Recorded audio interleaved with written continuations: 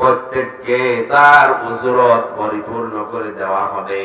তার সৎকর্ম, তার দুষ্কর্ম, যে যা করেছে ওই পরিমাণ তাকে শাস্তি হোক আর শান্তি হোক দেওয়া হবে। কে বলছে? আর যে সমস্ত মানুষগুলো বাংলাদেশে বলে আমার উপরের চাপ, আমি করব কি, আমার বাধ্য হওয়া লাগে অন্যায় করতে, যে লোকটা অন্যায় আদেশ দিয়েছে এর জন্য সে গুনাহগার হবে, কিন্তু এই অন্যায় কাজটা যদি আপনি করেন এর জন্য আপনাকে অবশ্যই কিছু না কিছু দেওয়া হবে। এক কথা বলেন না কেন?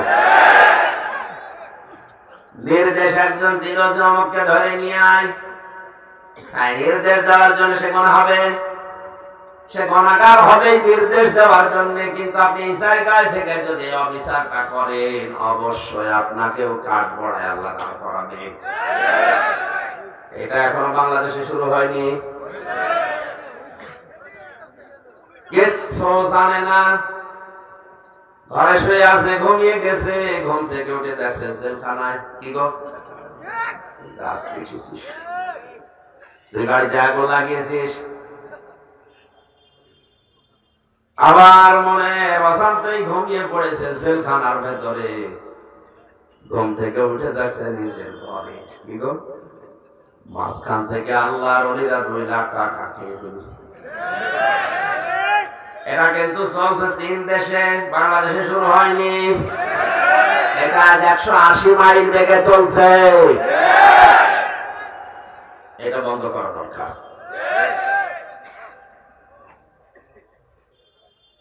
আমি একটু বেশি বলে ফেললাম। সূরা মুদাসসিরের ভেতরে আছেন আল্লাহ রাব্বুল আলামিন বলেন প্রত্যেকেই তার নিজ কর্মের জন্য দায়ী। এজন্য আপনার জীবন চালাতে গিয়ে যদি অবৈধ কাজ করা লাগে, আমার মনে হয় ওই রকম চেয়ারের মুখে ঝাঁটা দিয়ে ভিক্ষা করে খাওয়া ভালো। না একটু শক্ত হয়ে যাচ্ছে, নাকি কাটাকাটির বস করবো? বাবা কাঁদো, বাবা কাঁদো, আমিও কাটা শুরু করে আমি কাঁদো। বাস্তবে এগুলো দেখে আসলাম তো এই জন্য মনের দুঃখ নিয়ে বলছে। কি অবস্থা দেখেন বিচার ব্যবস্থায়। আমার মনে হয় এখন আদালতের ইট পর্যন্ত টাকা চায়। জেলখানা থেকে বের হবেন আপনি জামিন পেয়ে, তারপরও না, জেল গেট থেকে যে কত রকমের হয়রানি মানুষকে করা হয়। আমরা 3 ঘন্টা বসিয়ে রেখেছি, 14 জায়গা থেকে পারমিশন। জেল থেকে যদি জামিন পাওয়ার পরে না ছাড়ে তো সাথে জামিন দেওয়ার দরকার কি? বলছে না, দেখি আরো নতুন কোন মামলা আসে কিনা। শয়তান, তার মানে আমার আরো আটকিয়ে বিনা কারণে 3 বছর আটকে রেখে 7 মেটেনি। দেখি 3 ঘন্টা 8টার সময় নিয়ে গেছে 11:45 পর্যন্ত। ছাড়ছে বলে না, দেখি দাঁড়ান নতুন কোন মামলা আসলে আমার এখান থেকে ফের রিয়াজ দেখিয়ে ভেতরে ঢুকিয়ে দেবো। জোরে বলো সুবহানাল্লাহ।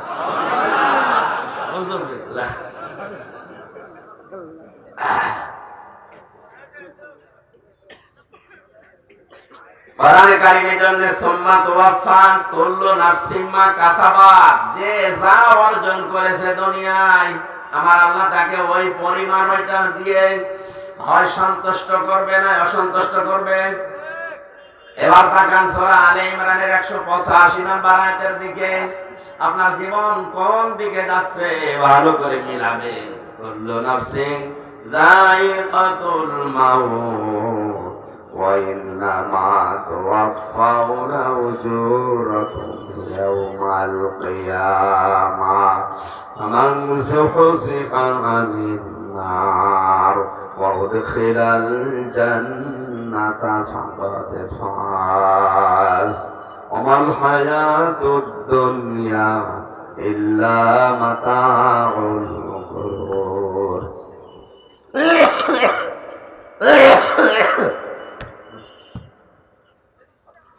আসলে বারবার বলছি তো যে 3 বছর ভেতরে আমরা যা খেয়েছি, এই খাবার খেয়ে তো টিকে থাকা কঠিন।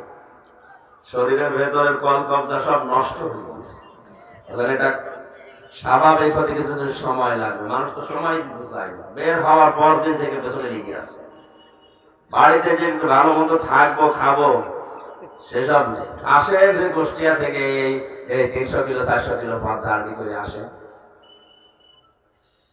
শরীর এখন স্বাভাবিক হতে আসলে সময় লাগবে, হবে না।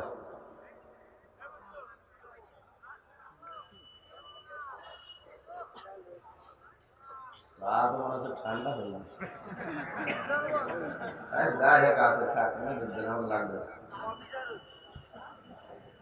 এইভাবে হবে না। হাসপাতালে কি ভর্তি হয়ে যাবো নাকি? আজকে এক ভাই বলতে দিচ্ছিল মোবাইলে, আমার বলছে আপনি হাসপাতালে ভর্তি হয়ে যান কয়েকদিন। ভর্তি হয়ে যাবো তো যাওয়ার আগে তো যাদের মাহফিল দেওয়া আছে জানানো লাগবে না। আমি তো বললাম যে তাহলে ফেসবুকে দিয়ে দিয়েছি আমি কয়েকদিন পরে ভর্তি হবো হাসপাতালে। এটা বলে তোমার মানুষ জেনে ফেলবে, কিছু করারও নেই। অবস্থা আসলে ভালো না, জোর করে শরীর সাপোর্ট দিচ্ছে না, এত জোরে হয় না। আর অন্তত 10-15 দিন বাড়িতে থাকতে পারলে ভালো হতো। সুবহানাল্লাহ, আলহামদুলিল্লাহ, লা ইলাহা ইল্লাল্লাহ। সুবহানাল্লাহ, আলহামদুলিল্লাহ, লা ইলাহা ইল্লাল্লাহ, লা ইলাহা ইল্লাল্লাহ, মুহাম্মাদুর রাসূলুল্লাহ। আমার ভাইরা, আল্লাহ রাব্বুল আলামিন প্রত্যেকেই মরা লাগবে ঘোষণা দিয়ে শেষ করেননি। যে যা উপায় করেছে দুনিয়ায় তাকে পরিপূর্ণ করে দেওয়া হবে। ওই মানুষটার জীবন সফল, যাকে আল্লাহ জাহান্নামের আগুন থেকে বাঁচিয়ে আস্তে আস্তে করে জান্নাতের দিকে ঠেলে দিচ্ছে। জোরে বলেন সুবহানাল্লাহ। এবার একটা আয়াতের নতুন তথ্য বলছি, এদিকে তাকান। দুনিয়াতে আপনার এই জীবনের ইবাদত বন্দেগী কবুল হয়েছে কিনা এটা জানার জন্য এই আয়াত থার্মোমিটার।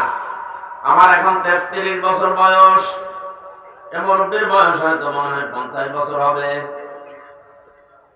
এই 33 বছরে আমি যত ভালো ভালো কাজ করেছি দুনিয়ায়, আমার কাজগুলো, আমার নামাজ রোজা, আমার কুরবানি, আমার দান সাদকা, আমার এই 3 বছর জেল খাটা, এটা কি আল্লাহর দরবারে কবুল হয়েছে কিনা জানার জন্য হাদিস হচ্ছে আমার আচরণটা যদি মানুষের সাথে ভালো হয় বুঝতে হবে আমার ইবাদত কবুল হয়েছে।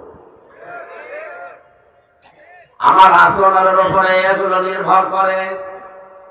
ব্যক্তিগত জীবনে, পারিবারিক জীবনে, সামাজিক জীবনে, আন্তর্জাতিক জীবনে, রাজনৈতিক জীবনে এগুলোর যে মুআমালাত, মুআশারাত একটা ইবাদত, এগুলো অনেকে জানে না।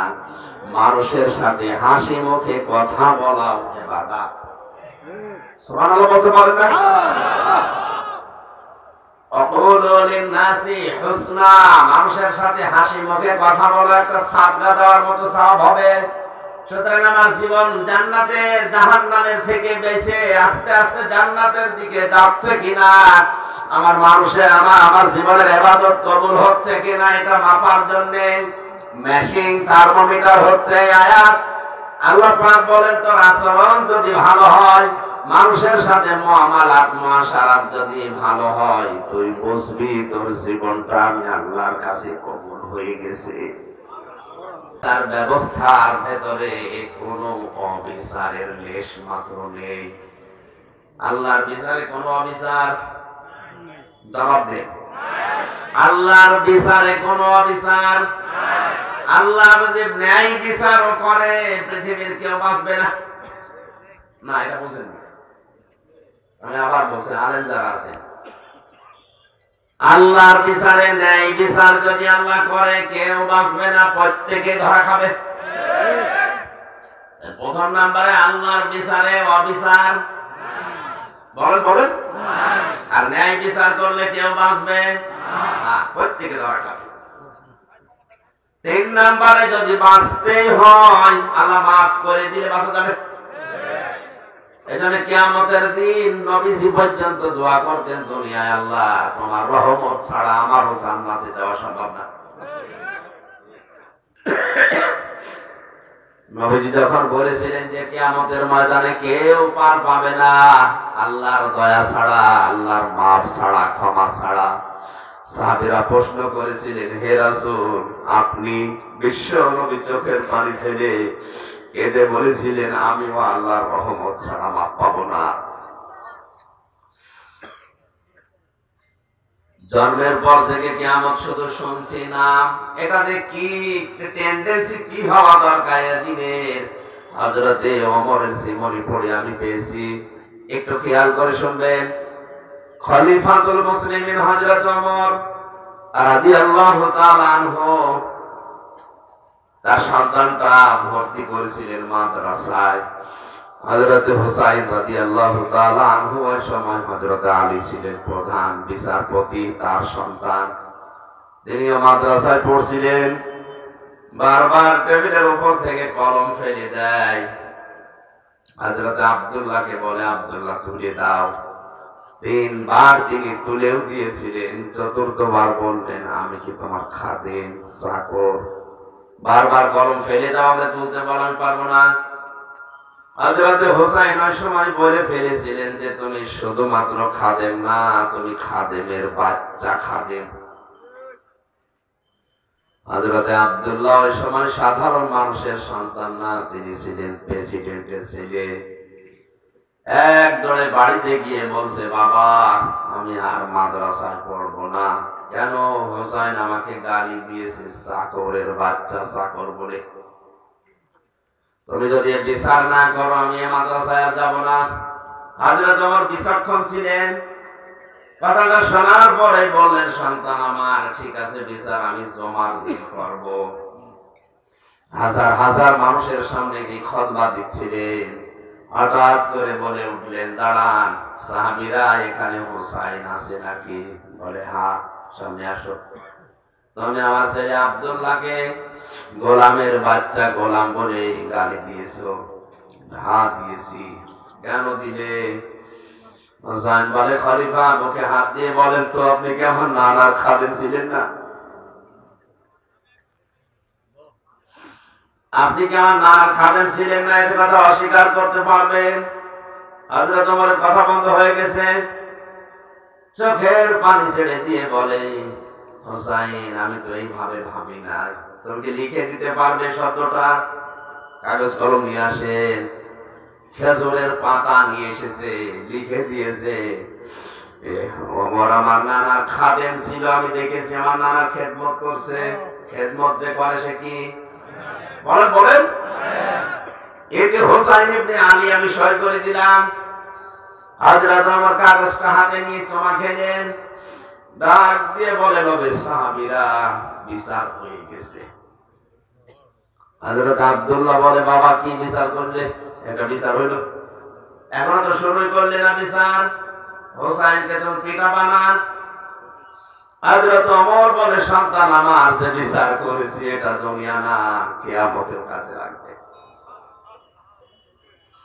আমি যখন মারা যাবো এই কাগজটা আমার কাফনের ভেতরে দিয়ে দিও। কিয়ামতে যদি কিছুই কবুল না হয়, এই কাগজটা একটু উঁচা করে আল্লাহকে দেখাবো। রব্বুল আলামিন তোমার নবীর নাতি নিজে লিখে দিয়েছে আমি নাকি নবীর খাদেম ছিলাম। এই অসেরাই হলেও তুমি আমাকে আজকে মাফ করবে। তারা কিয়ামত নিয়ে কোন টেন্ডেন্সিতে ছিল, কোন চিন্তায় ছিল, আমরা আছি কোন ধান্দায়?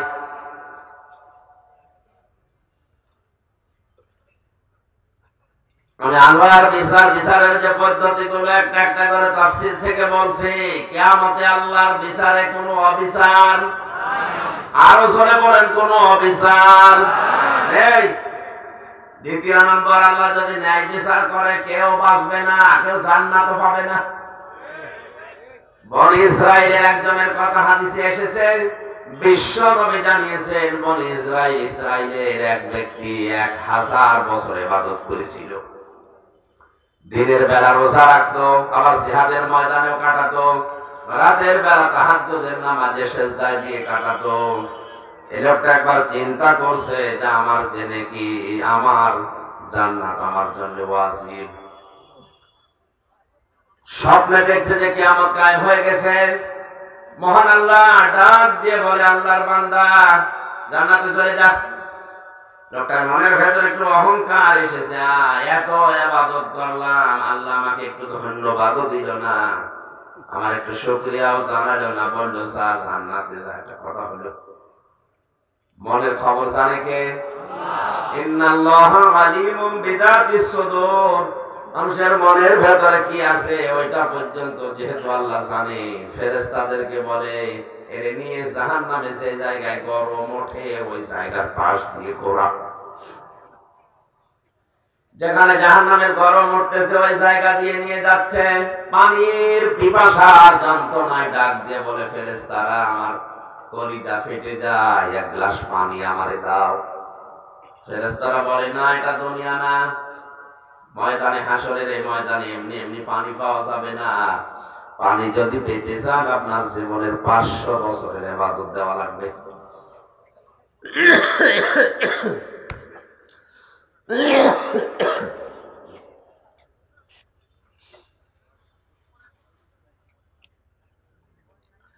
লোকটা বলে, আমি রাজি আছি, আমার জীবন বাঁচে না, আমি কি করব? পানির ব্যবস্থা যখন করেছে, পানি খাবারের পরেই দেখা যাচ্ছে প্রসাবের প্রয়োজন দেখা দিয়েছে। এবার ডাক দিয়ে বলছে, ফেরেশতারা আমি প্রসাব করব। বলে, না, যেখানে সেখানে বসা যাবে না,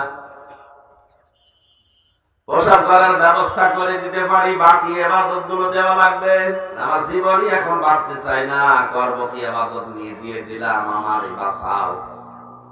প্রসাব করার পরে মহান আল্লাহ ডাক দিয়ে বলে, বান্দা, এক গ্লাস পানি খেলে আর এক গ্লাস পানি বের করলে,